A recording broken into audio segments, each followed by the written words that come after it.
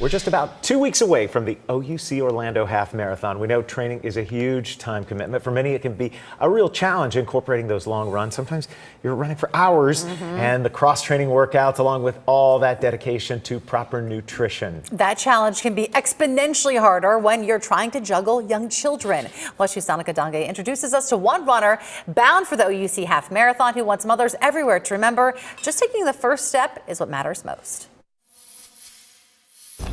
If there's one thing Joanna Salenti has learned, it's to fit in her runs whenever she can. Even if you're a stay-at-home mom, I feel like all of those challenges are really hard when you try to say, let me carve out time for myself. A fourth grade teacher at Lawton Elementary, Joanna's a mom of two, a wife of a police sergeant, and a relatively recent runner. She began to log miles during the pandemic. There was so much going on, and I would walk with my kiddos. We would walk a mile, and then two, right? Or we'd break it up and run 1 mile in the morning, 1 mile in the afternoon. With more miles under her belt, Joanna set her sights on the OUC Half Marathon 2 years ago, with encouragement from her friends and mom-based running group, Flock Fitness. So when I did OUC, having so many people come out and cheer you on, I thought, wow, I can't imagine what it would be like doing that on a bigger stage like Chicago with the marathon.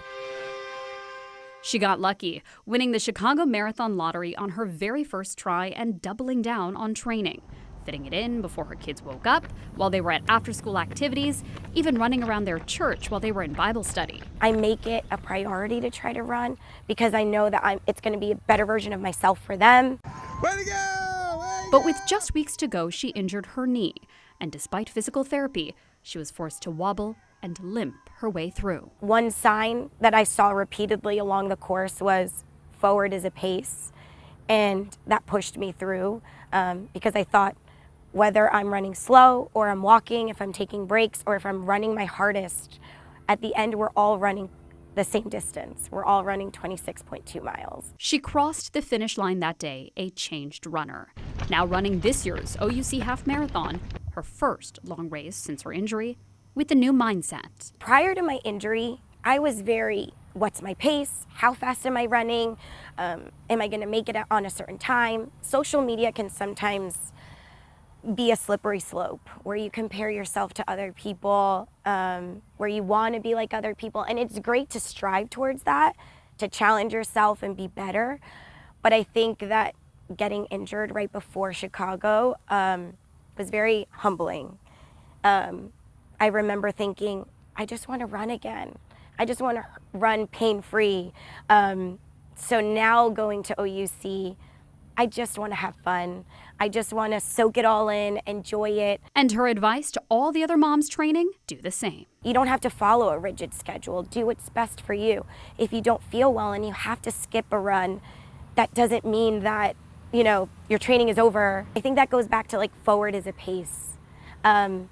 That applies to, I think, to life, right? We're all on our own track. You don't always have to follow like other people. As long as you're moving forward or you're in a positive direction, we're all gonna get there.